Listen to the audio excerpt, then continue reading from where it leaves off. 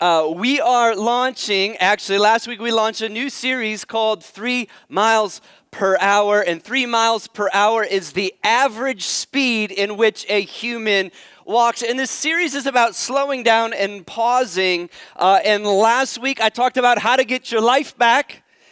Today I'm going to talk about, the title of my sermon is Lose Some Friends, ... All right, which means there's more coming. All right, lose some friends, ... In 2012, an Oxford professor named Robin Dunbar did a TED Talk entitled, How Many Friends Does One Need? This is 2012.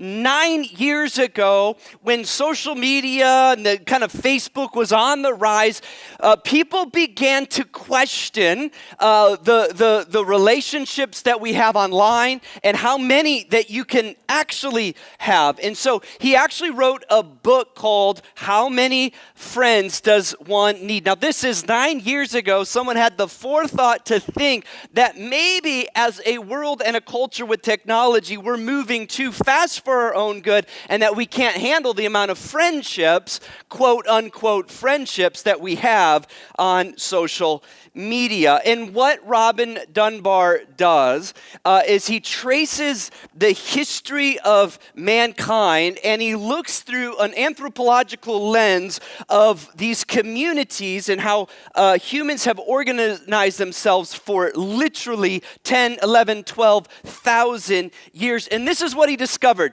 When you look through history, that humans have organized themselves organically and naturally around about 150 people. 150. This has become known as Dunbar's number. Are you with me? 150. So he gives several examples. I'm going to give some examples. I'm going to give a few of my own that I've discovered in my life after reading about Dunbar's number. So Dunbar says this: in Neolithic villages, the average size, this is kind of right in antiquity, the average size of a community was 150 to 200 people. He says this: if you do the research on how large the hunter-gatherer communities, these tribal communities, the average size is 148. All right. He talks about the Amish communities in the U.S. and also the Hutterite communities, which is basically these German Anabaptists in the Dakotas, very similar in ideology. They say this, that they're actually fast, rapid growing communities, and they split when they get to 150 people. They do so for agricultural reasons, right? How much can you actually farm a piece of land and sustain a family? But they also do it for spiritual reasons. How many people can actually be shepherded, can actually be influenced? And they found naturally, organically, that the number is 150. Here's another one for you. The United States military, the smallest independent unit of the United States Army is called a company, and a company is made up of 3 platoons of 30 to 40 men. You add those up with the commander, with support staff, and you have between 120 and 150 people. All right, let me give you a few others. How many of you send Christmas cards out every year? Anybody? Christmas cards? All right. Some of you're not married and don't have kids yet. Once you have kids, you start sending out a lot of Christmas cards. The average amount of cards that Americans send out is 68, which represents, you guessed it, about 150 people. How many of you are married or want to get married or are going to get married? All right. Okay, the average size of a U.S. wedding is 100 to 150 people. Are you with me? And if you have ever gotten married, you're going to get married, you have to go through all your list of names and decide who you're going to invite and who you're not going to invite. All right? And you will find that you have 150 people. Any business majors here? Business majors. All right, a couple of you. The organizations in business, organizational theory says this, that when an organization gets to 150 employees, no longer can kind of the CEO, the manager know all his employees, and all of a sudden you have to have hierarchy and management in order to go to the next level.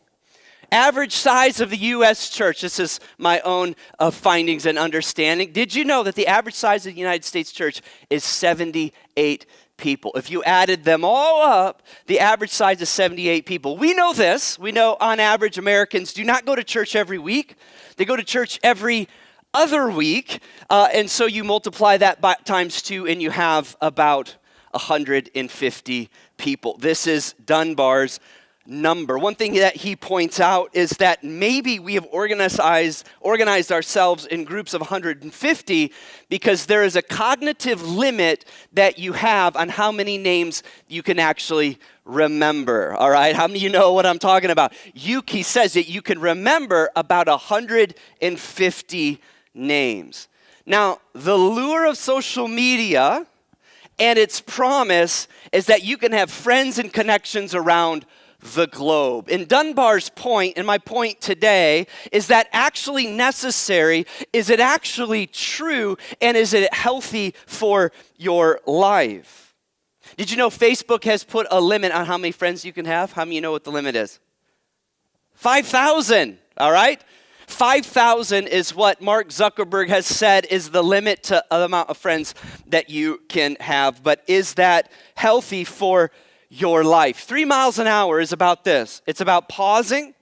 It's about contemplating life. It's about slowing down. And it's about moving at a slower pace. I talked about last week that we are exponentially moving at a pace that your souls, your emotions, and your spiritual life cannot handle. We've seen this for almost a decade, and it is not slowing down. In fact, it is getting worse with anxiety and depression and suicidal thoughts. And the reality is that we cannot keep up because your souls were designed for a slower pace. And I want to say this, that your souls were designed for a smaller community. Here's the main point of this series is that if you want the life of Jesus, and I believe if you're here today, you want the life of Jesus, then you must move at the speed of Jesus.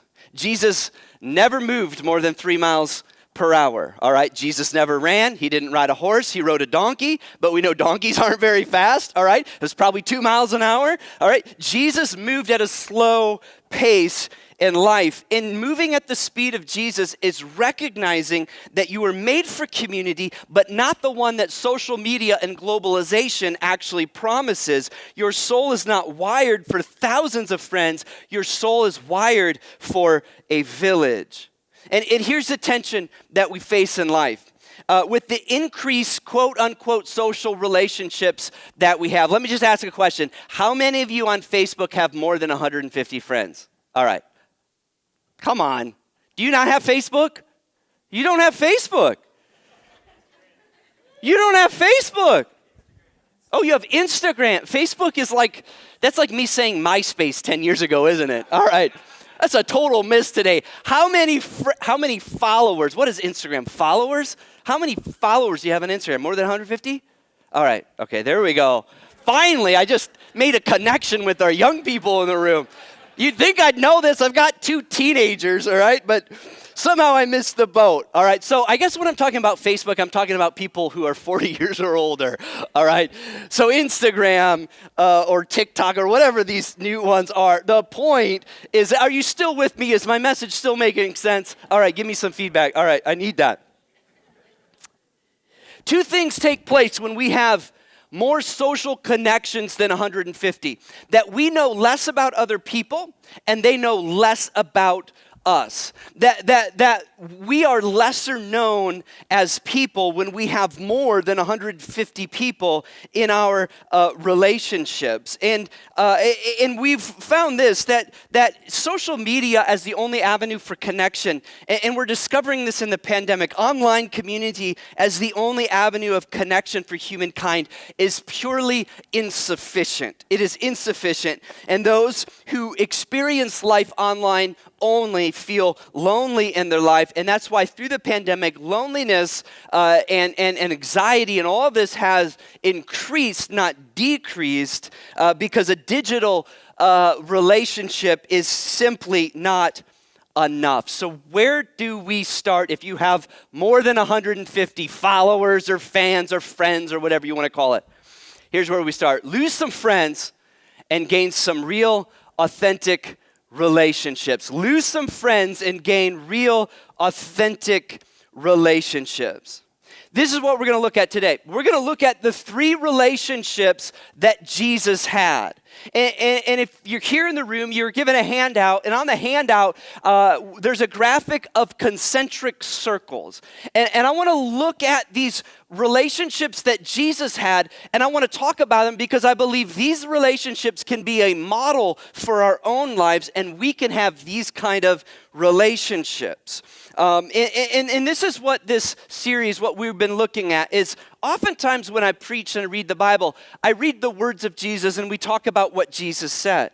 But this series is different. I'm not looking necessarily at the words of Jesus. I'm looking at the words of the author of the books, right? The gospel writers, the narrators. And I want to look at not what Jesus said, but I want to look at what Jesus did. And last week we found out that Jesus took time to pause and be with the Father, took time to walk from Galilee to Jerusalem, 80 miles, 4 days, all by himself. He took time to be alone. He took time to rest. He took time to pause. And just like that, we need to take that time to get our life back. And just like we need to pause in life, we need to rethink our friendships in life.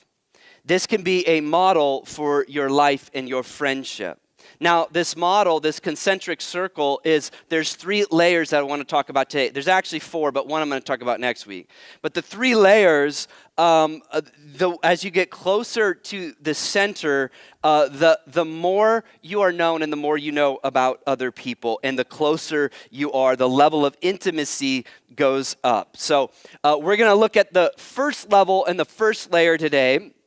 We're going to take a look at the book of Luke. In Luke chapter 10, verse 1, Luke writes this. He says, "After this, the Lord appointed 72 others and sent them 2 by 2 ahead of him to every town and every place he was about to go." So we know Jesus had 12 disciples. I'm going to talk about that in a minute. But he also had a group of 72. All right, of 72. And the author of Luke also wrote the book of Acts, all right? And so I know we have a book in the middle between Luke and Acts. It's called the Gospel of John. But oftentimes we read these separate, but they actually should be read together. It's like volume 1 and volume 2.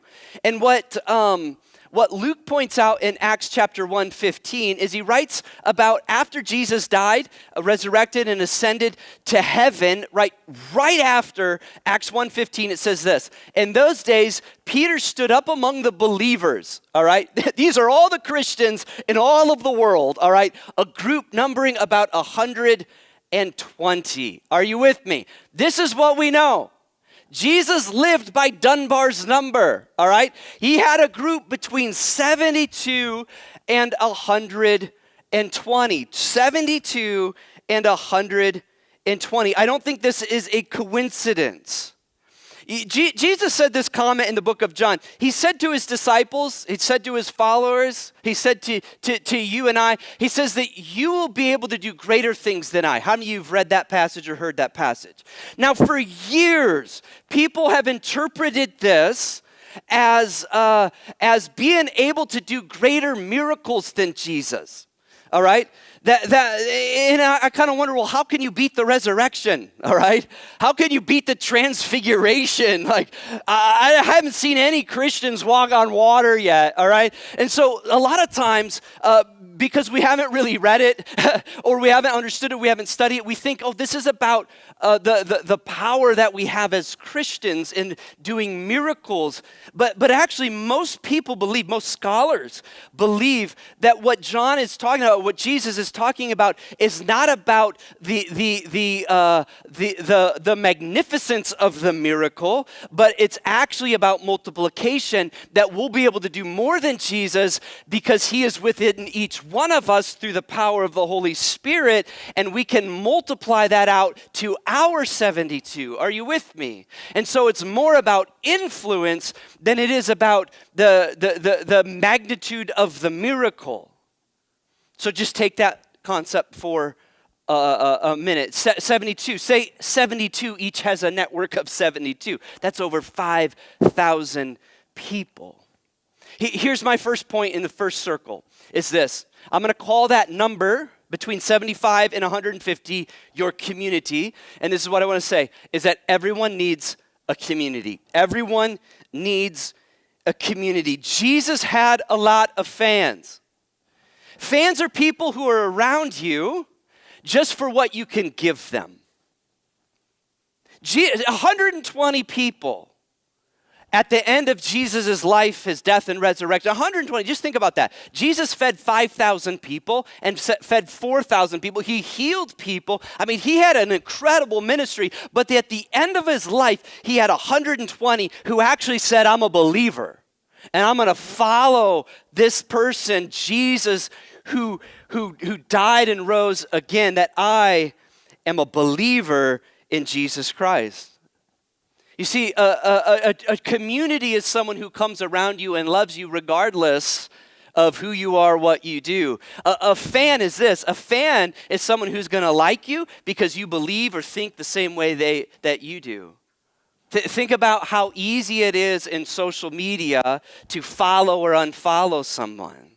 Right? And especially in 2020, we saw families begin to unfollow each other and friends because of different political views. And it's really torn people apart rather than bring people together.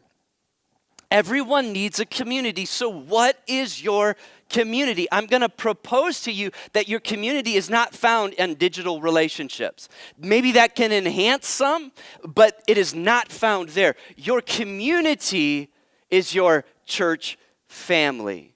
The Bible talks a lot, especially the Apostle Paul talks a lot about what it means to be a member of a church family. And a lot of times we think we need to sign on a dotted line somewhere. That's not what the apostle had in mind. It meant someone who's committed to their church and their church leadership is committed to them. That is a community. Your community is your church family. It's the people you see every week. You know their names, their faces, their families. It's the people you see at Freddy's and you say hi to them, all right? Not like, oh, I kind of recognize that person. And if you're an introvert like me, you kind of go down a different aisle, all right, to avoid. Anybody else like that? Am I the only one? All right. Some people say, Aaron, you're not an introvert. I say I'm a high-functioning introvert, all right?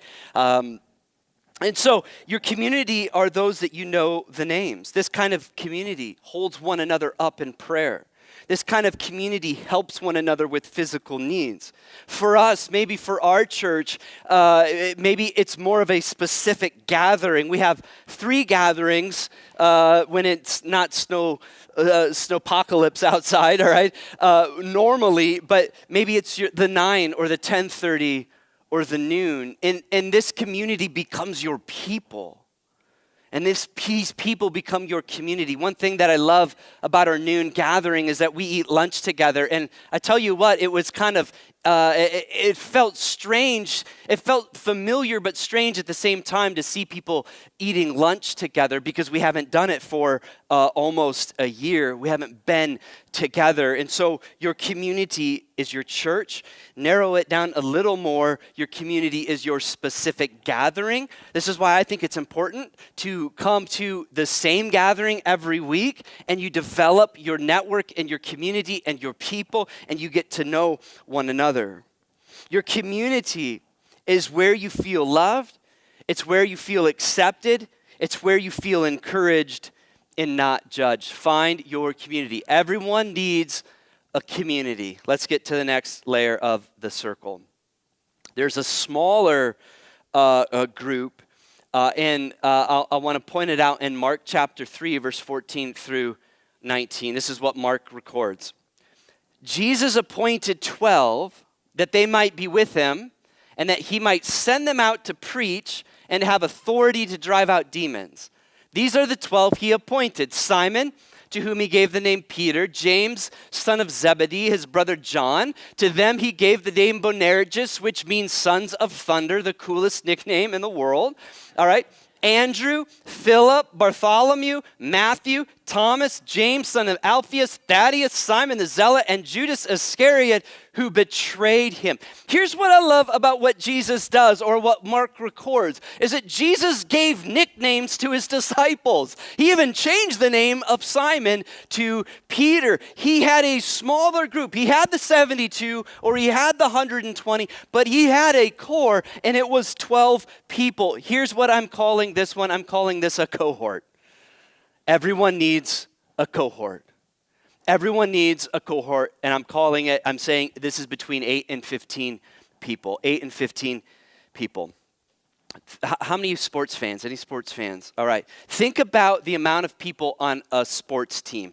All right. It's anywhere between 5 and 12 people. All right. How many people are on a baseball field on a team? 9. All right. Football. 11. All right, well, I have to do some education in here, all right? All right, I'll need help with this one because I have no idea about this. Soccer, 11, all right? Volleyball, 6, all right? There's some confusion there. I would have said 5, all right? A wrestling team, 13, all right? 13, you begin to look at all these different athletic teams, and you find the number is between 5 and 11 or 5 and 12. Why is that? Why is that? It's because this is the size of group that can work together on a team and accomplish something great together. All right. It's somebody who can make decisions, that there can be more than community, there can be a deeper level of connection, and you can accomplish something great together. Beyond sports, you have things like a jury, which is made up of 12. Even the smallest unit in an army is called a squad, which is led by a sergeant with 4 to 10 people. And so a cohort is a smaller group of people that work together to accomplish something great. Social psychologists call this group of 8 to 15, they call it your sympathy group, which means if somebody died in this group, that you would feel tragic pain in your life. And if you passed away, then this cohort or this group would come to your funeral. They would take care of your family. Listen, everyone needs a cohort. What does it mean for you and I? In an era, in a digital world where you can have hundreds of friends or fans or followers or likes or whatever, that we need a group that is smaller, that we can do life with, that we can know and they can know us on a deeper level of intimacy. We all need a cohort. What does that mean? It means a small group. The vision of Red Hills Church is this. The vision of Red Hills Church is that everyone joins a tribe and everyone is on a dream team. So at our church, all right, and I didn't make these connections till after I wrote the message and had the idea, but we've organized our church into gatherings that are smaller and then which are communities, and then into small groups that are even smaller. And there are 2 ways that you can be part of what I'm calling a cohort, a smaller group of people who love one another, accept one another, and know one another at a deep level, is a tribe and a dream team. Let me tell you what a tribe is. A tribe at our church is a small group that meets outside of the Sunday gathering that is focused on relationship and discipleship. And until this season of the pandemic, our tribes, and we'll get back to this, right now we're allowing as many people in as want to and doing them online, but we always cap them out at 12 people. And we did this because we literally knew and thought that if it gets bigger than that, then you lose intimacy and you lose connection. People aren't as vulnerable because people they feel more uncomfortable in those situations. And so a tribe, and by the way, just 2021 and 2022, tribes are going to get back to normal. They're going to be groups where people meet in homes or here at the church, groups of 12, where we get together for connection and discipleship. That will not go away in the future. And so the vision of our church is for everyone to join a tribe. But there's another thing that we have that is different and perhaps even more significant than a tribe. It's a dream team. What is a dream team? A dream team is a team that you're on at Red Hills Church that is connected with your dream, your gifts and your talents, the things that God has called you to, and you're on a team doing something together, working towards the mission of God, but also utilizing your God-given talents and, in effect, fulfilling your God-given purpose and your God-given destiny. It is a dream team. At our church, we have several dream teams. I'm going to talk about one today that has done a phenomenal job throughout the pandemic and even throughout the winter storm we have today. It's our worship team. Can we give it up for our worship team? And our worship team includes the guys and gals on the camera and behind in the sound booth. Listen, like we don't understand. Sometimes we take for granted how much work something takes, all right? But our dream teams, especially our worship teams, they spend 10, 15 hours a week. They practice the songs throughout the week. They come practice together on Thursday night. They are here before I am on Sunday morning, all right? And they do it, and it's been the same group of people for the last year, and they do it because there is a connection on this team that is connected with their dream. Not only do they get to use their gifts and talents, but there is just a level of intimacy that I notice on this team where people actually like each other and they love one another. Listen, all of us are called to be on a dream team. I know some of you are thinking, well, what does that mean for me? I'm a college student. I've got so many things to do, or I'm stuck at home. Like I can't go out yet, or I don't want to go out yet. What does that mean for me? Listen, we have all sorts of dream teams at our church. And as we move post-pandemic, which let me just say there's going to be a post-pandemic, all right? I'll just be my prophetic word for the day. Post-pandemic, we're already seeing growth in our gatherings, and people are gonna come back, right? People are already starting to come back, and we need dream teams to take care of the people that come. And so I'm urging, I'm requesting that you be part of a dream team. And you're part of a dream team not because we need you, because you need the dream team. Are you with me? There's a big difference, all right? There's a big difference. It's this. It's not that you're here to get the job done. It's that the job is here to get you done, all right? It is part of your spiritual growth. It is part of your connection to Jesus and your connection to a team. Let me give you the last one. Everyone needs a community. Everyone needs a cohort. This last one, we find this description in the book of Mark. And in this first one, I'm going to read 3 verses for us, but this first one is where Jesus is doing this healing. It's kind of the point where Jesus heals. A woman touches his cloak and he heals her. And then the synagogue leader who is there, his friends come and say, your daughter is dead. And Jesus looks at him and he says, don't worry, just believe. And this is what Jesus says in this kind of chaotic moment. There's a lot of people around. And he goes to the house of the synagogue leader to heal his daughter. And this is what he says. He did not let anyone follow him except Peter, James, and John, the brother of James. So he's got his 12 disciples, all right, that are around him. He's got his 72 that are probably there. He's got the 120, and then he's got a bunch of fans, right, that just like him because of what he can give to them. And he says, I'm going to go to their house, but you 3, you come with me, all right? James, Peter, and John. And what you see throughout the book of Mark, it is that these 3 that Jesus picks out and points out for them to be closer into his inner circle. Let's look at the next one, Mark 9:2. After 6 days, Jesus, what did he do? He took Peter, James, and John with them and led them up high on a mountain where they were all alone.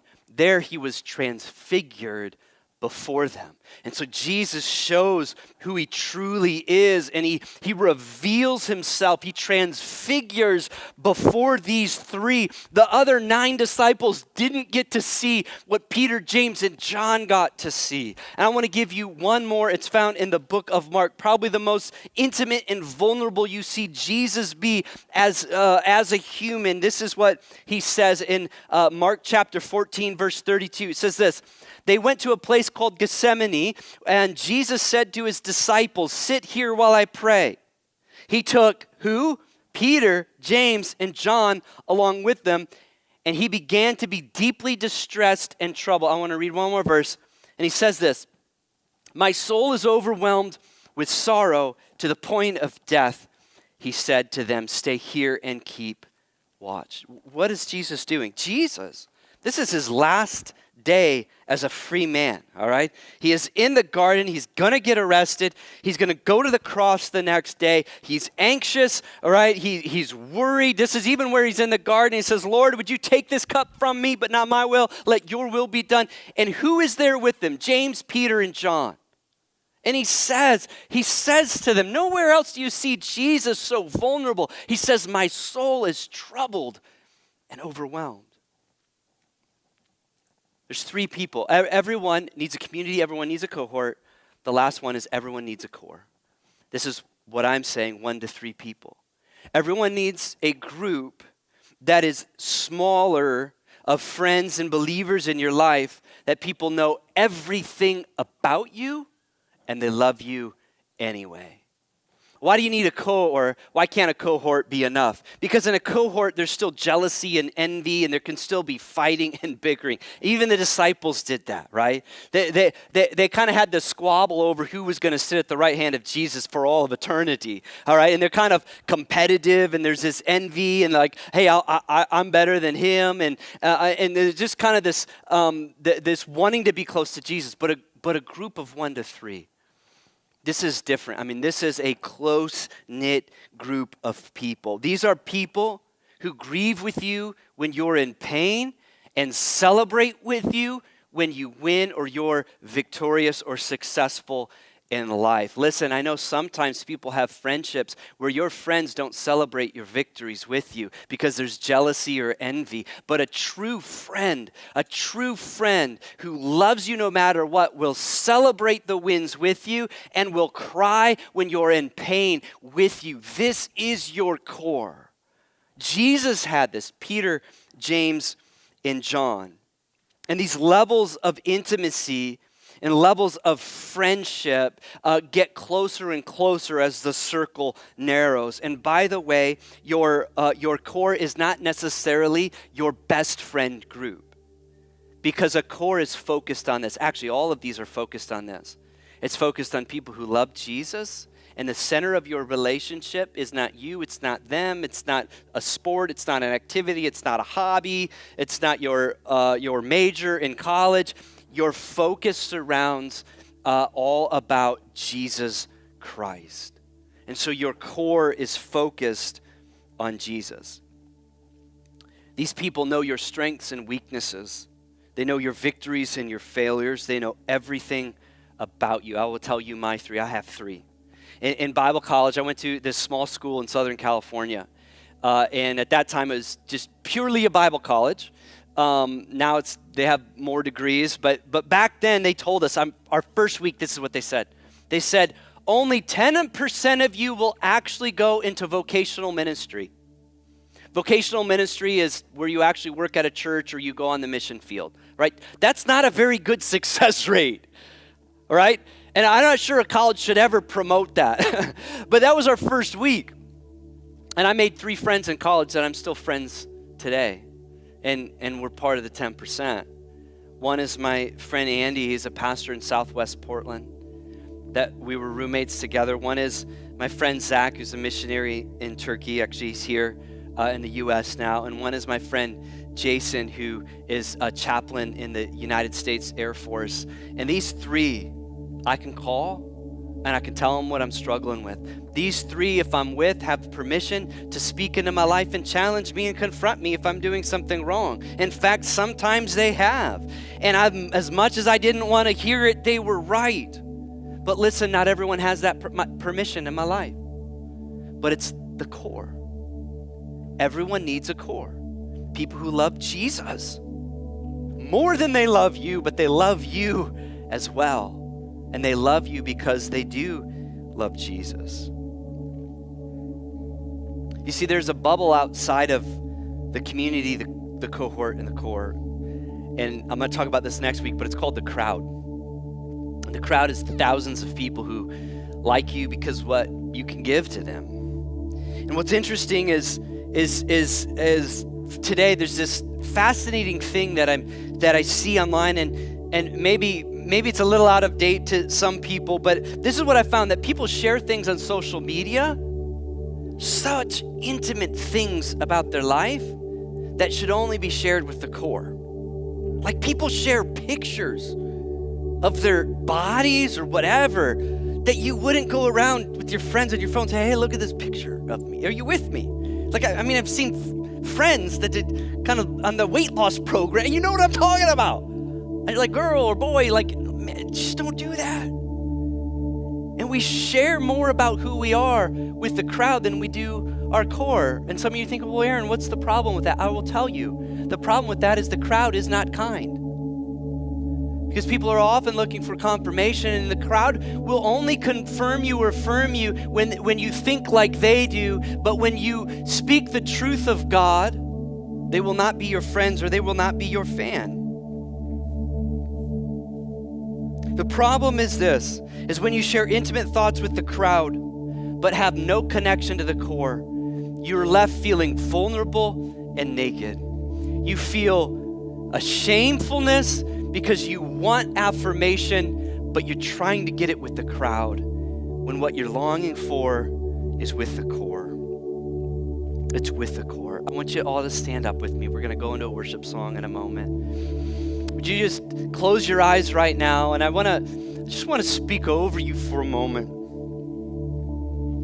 All these levels of relationship, the community, the cohort, and the core, they're all focused on this one relationship that we have, and it's with Jesus Christ. You see, you can't have a true community, you can't have a true core unless it's focused around Jesus. And in fact, we have these levels of relationship because of our relationship with Jesus. And what I see today, I see in young people, I see sometimes even in my own kids, I see in a lot of people, and the pandemic has accelerated it, is I see a loneliness. That sometimes people can even be around others, but feel lonely. How is that? Because they don't have a core. They don't have a core that's focused on Jesus. And maybe you're in that place today where you're feeling lonely. Maybe you have friends, right? Maybe you have acquaintances, but you're still feeling lonely. Listen, Jesus is here to fill that void in your life. And he's here to fill that connection. He's here to fill you up with his Spirit. He's here to draw you close, and he does it through the power of the Holy Spirit.